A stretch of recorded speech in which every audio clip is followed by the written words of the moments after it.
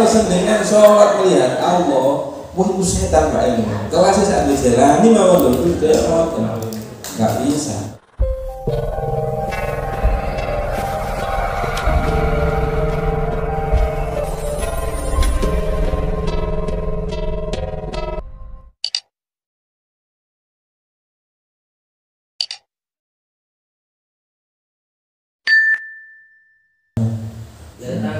Kaitannya kali murokobah apa? Jika kita sholat kita kan untuk bisa murokobah kan paling tidak kita bisa merasakan bahwa Allah melihat kita. Nah, seperti ketika saya sholat misalnya saya dilihat Pak Yasa. Nah kalau yang muka safa itu bagaimana? Ketika kita sholat kita bisa melihat Allah. Kita bisa melihat wujudnya Pak Yasa. Apa seperti itu? Boten gitu. Jadi Allah itu tidak berwujud. Nah itu butuh ada akidah, itu ilmu akidah. Maka jamur yang boten. Hati-hati nih. Allah tidak bisa laisa kamitslihi syai'un yang boten. Maka harus ada ilmu akidah gitu Pak. Jadi jangan sampai itu kalau makanya ketika di Pak Sanusi iki ilmu nih karena sering jenengan itu campur. Jadi perang untuk mulai apa itu ada ilmu-ilmu yang lain dicampur terus disamai olah diri itu bahaya Pak Sanusi. Kalau ini ngomongnya itu bukan karena apa-apa. Wah Pak Sanusi lagi perang dicampur. Nah dia ngeten iki mau. Ngeten kalau jenengan sholat ngeten nggih. Itu kan butuh mestinya musyahadah kepada Allah. Terus Allah itu gimana? Allah itu jangan sendiri saya pun jangan bayang ada bentuk ada. Udah jangan pikirkan itu titik. Soal itu kan sama ada begitu setan itu Pak. Bahasa melihat itu bagaimana? Nah bukan gitu. Rasa itu Pak. Nah ini kan campur aduknya dengan. Sampai ketika melihat itu dikira melihat dengan mata. Tapi itu rasa itu. Ya apa? Nah ini tidak ada bentuk, tidak ada suara, tidak ada huruf. Ngomongi Allah tidak dengan huruf, tidak ada lafaz. Ya apa? Ya rasa. Ya apa? Mungkin sampai di situ ya. Karena sudah ceritakan kalau sendiri tidak bisa merasakan ini, tapi harus saya ceritakan itu. Karena Allah tidak ada huruf, tidak ada lafaz, tidak ada zahir, tidak ada zahir. Terus jangan pikir itu, nggak boleh mikir Allah itu. Tafakkur bi khalqi. Jangan samakan sampai nonton. Apalagi sampai tadi melihatnya koyok melihat dengan mata. Bukan dengan mata, tapi dengan rasa. Nah, kalau jenengan tidak bisa merasakan Allah, nek gak ada cahaya. Kan itu tadi kami ketugi, makanya kalau ini, wah ini ilmu nih sampai. Karena sering kami pertanyaan itu, wah ini campur aduk jenengan itu. Jadi sampai ketika ada ilmu ini sampai olah sendiri, tapi mulai dengan bukan dengan ilmu yang awal-awal. Itu bahaya Pak Yanti. Bahaya nanti. Pokoknya ini jangan pikir Allah, apalagi zatnya. Pikiran di makhluknya itu dan di makhluknya itu gabung dengan asma dan sifat itu. Nah itu jangan mikir itu. Oh Allah itu makhluk itu dari sifatnya Allah itu aja. Ya berarti lah, kalau jangan tidak bisa musyahadah kalau tidak ada cahaya ilahi. Syaratnya harus cahaya ilahi. Anwarul ilahnya di bawah noten. Lah muraqabah itu kan ngeten, sholat itu kalau tidak bisa musyahadah muraqabah. Muraqabah itu apa? Yang merasakan dilihat Allah. Terus merasakan kok dilihat raja dan mawon. Terus dilihat mawon. Lah taklim itu rasa taklim. Lah rasa muraqabah, rasa khusyuk itu madhatullah. Pemberian Allah. Enggak bisa saya pelajari khusyuk itu untuk melihat sajadah. Khusyuk itu untuk mengartikan. Enggak bisa Pak khusyuk. Cara sholat khusyuk, belajar khusyuk tidak bisa khusyuk Pak. Suku kelompok 10 itu menyendiri masjidnya itu. Di situ ada belajar sholat khusyuk. Sampai pelajari pun tidak bisa khusyuk. Karena itu madhatullah. Sampai pelajari Nah secara fikih mata memandang tempat sujud. Ketika rukuk melihat ujung jari di hadapan Allah. Tidak bisa khusyuk itu. Karena itu pemberian Allah. Dari apa caranya yang bisa diberi Allah khusyuk itu? zuhud, balikan zuhud banyak. Jadi jangan dimasukkan semua urusan-urusan dengan hati. Nah, ketika bisa merasakan Allah melihat, karena itu pemberian Allah, karena hati kosong dari makhluk-makhluk itu, otomatis itu muraqabah. Saya ngomong itu saya karena merasakan, oh dari sini. Ya sudah muraqabah, merasakan Allah, mulai dengan dilihat Allah, ingin terus muraqabah itu terjadi musyahadah. Lah musyahadah itu gak kaya melihat kaya zat itu rasa itu ngoten. Jadi betul sampean bener mikir itu kadang ya perlu terus ngomong Pak. Sampean itu mulai niku, saya merasakan mulai awal sampai sekarang itu tahawur itu antara ilmu sampai ini itu dicampur adukan. Harus ada syariat itu. Syariat itu pemahaman syariat. Itu mulai syariat sampai akidah itu harus ada. Ya saya kan ketika ada orang soleh. Ya hakikatnya sih saya berkita bagus. Pada saat itu dia bilang tentang berkorban sama musyahadah. Ya, jadi ketika sholat itu benar-benar melihat Allah itu, benar-benar melihat Allah. Bayang saya melihat Allah itu seperti apa? Kalau sendengan so bisa. Oh mungkin. Oh kelas kanjeng Nabi Musa nggih. Jangan kan dia cahaya sebiji kuku nih lho ngeblak. Cahayanya saja. Yang saya maksud itu melihat Allah itu penjelasannya seperti apa? Ya, penjelasannya itu rasa itu enggak ada rasa itu. Jadi Allah itu tidak laisa kamitslihi syai'un, itu nggak bisa menjalani itu, nggak bisa itu terang itu, nggak bisa. Nggak itu rasa, tahu. Maka terus hari tahu. Nah ini masalah tahu. Untuk terakhir ini misalnya, ya seperti itulah keterangannya. Nonton ini di dalam sini seperti itu keterangannya. Melihat kambing itu di kambing itu ada geraknya itu memang digerakkan Allah. Terus terakhir penjelasannya Ibnu Athaillah, ya seperti itulah penjelasannya. Kalau tidak bisa itu adalah masalah rasa itu. Sama sampai terangno uang sing durung kawin. Sampai terangno rasanya kawin. Enggak apa-apa karena belum kawin. Belum nikah gitu. Sama. Gus. Iya nggih. Ngapunten. Nggih. Tadi saya dengar Gus tadi ngapunten gitu membahas masalah Allah tuh nggak wujud. Nggak bisa wujud gitu kan? Bukannya Allah tuh wajibul wujud. Dengan apa Allah tuh wajibul wujud? Dengan sifat-sifat sifatnya, dan afal.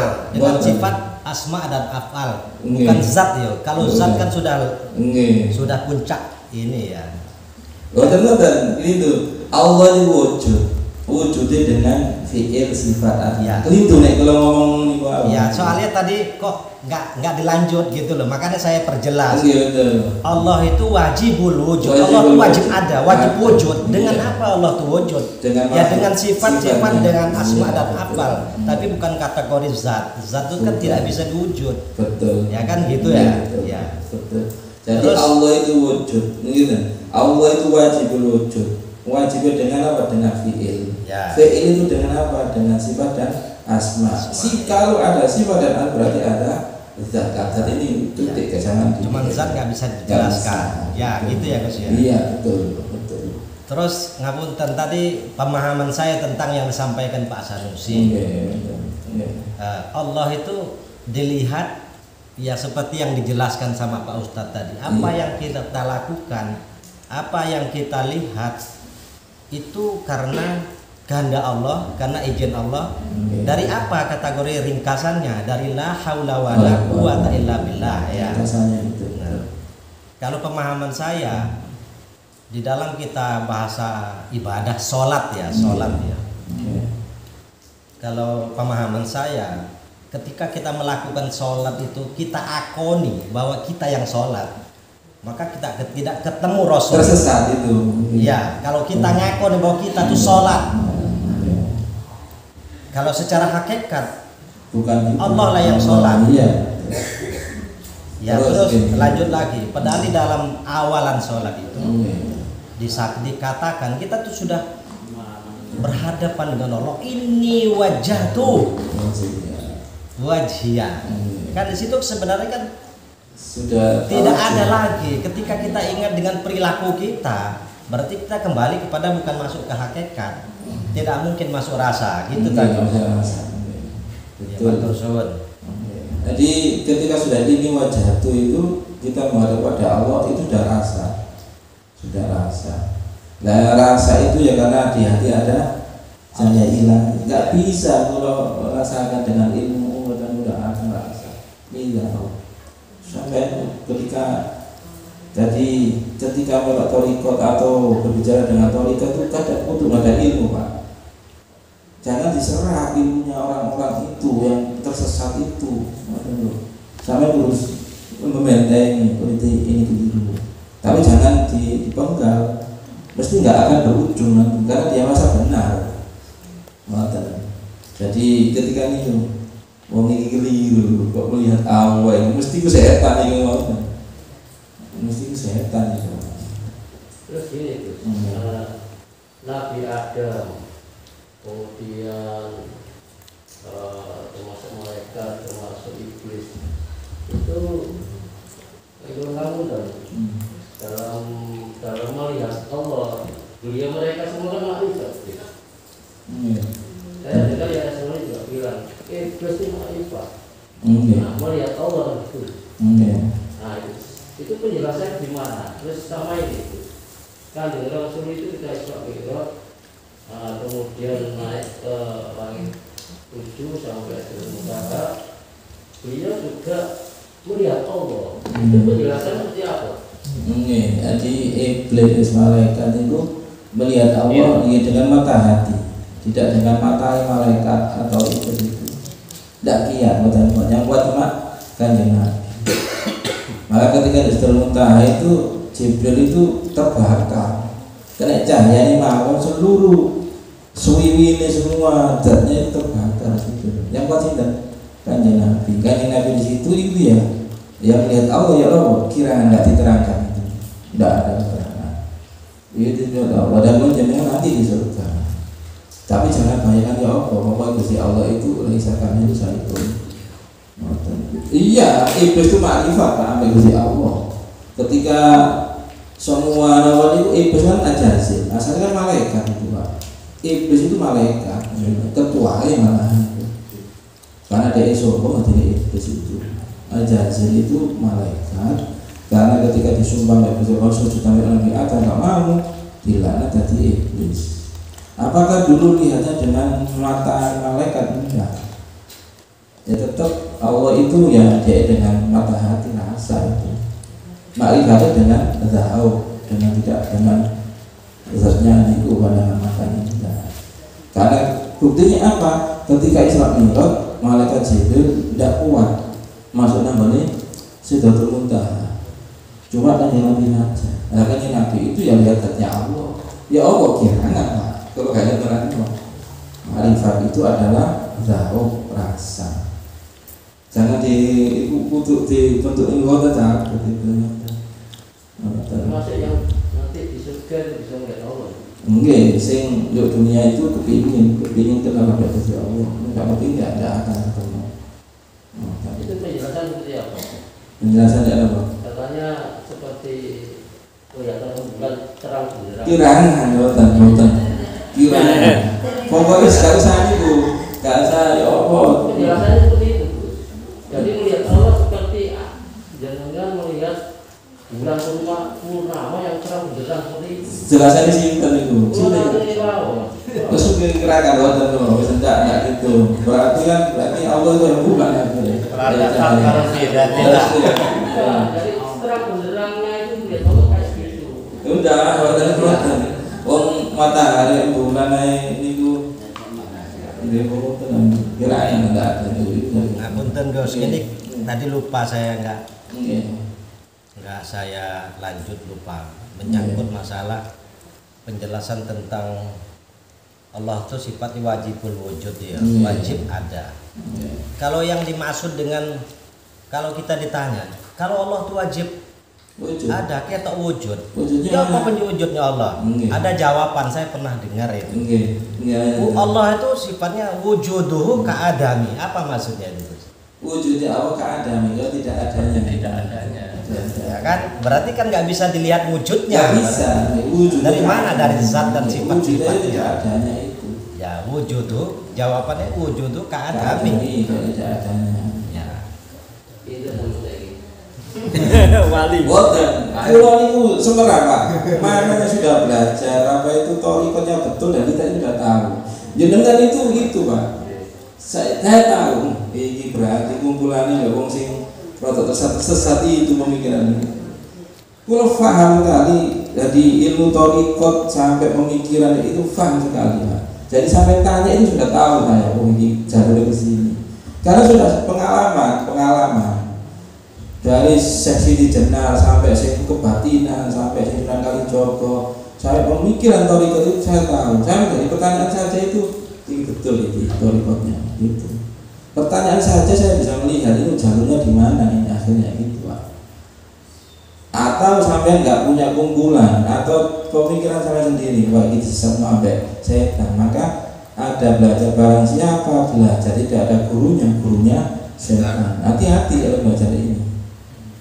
Gurunya setan itu pasti akan diajari, disesatkan dengan setan. Apalagi belajar ilmu hikam, bahasa Allah, pasti setan itu gurunya itu. Ini udah nih. Barang siapa belajar tidak ada gurunya, maka gurunya setan. Apalagi ilmu tasawuf hakikat, pasti setan itu gurunya. Koyokannya api ini, tapi disesatkan. Jadi pertanyaan itu sudah, oh ini jalurnya di sini, jalur gitu. Kalau Pak Alif sangat betul itu, Allah itu wujud, oh, itu sudah betul jalurnya itu. Oh ini. Nah, karena saya punya kotak-kotakan ilmunya ini. Semakin saya tanya dalam ilmu hakikat itu, semakin kalau senang. Karena saya tahu jalurnya itu. Karena saya insya Allah sudah merasakan ini ke sini. Karena sudah ada kunci-kuncinya itu. Meskipun kelas Asrori, kelas guru-guru kulo itu bisa itu tahu. Oh iya Asrori di sini sampai di sini pengetahuannya itu tahu saya. Jadi ya Asrori dulu sudah ke PP, bahkan kajiannya oleh BP kulo ya Asrori itu. Tapi BP kulo sudah diminta Cak Idris juga tambah ini. Pikir ini Cak Idris juga tambah itu. Nah ini kali Khalid itu. Ketika saya lihat semua guru wali-wali itu saya tahu ilmunya.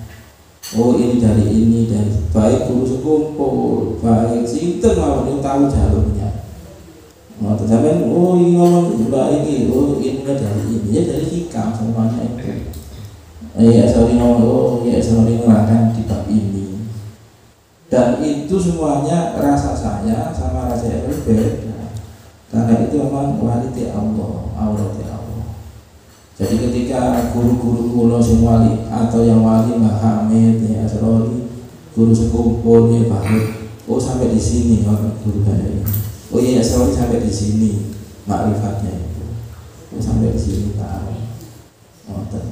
Kalau guru menerangkan gini kok gak sesuai dengan sanad kitab-kitab tasawuf.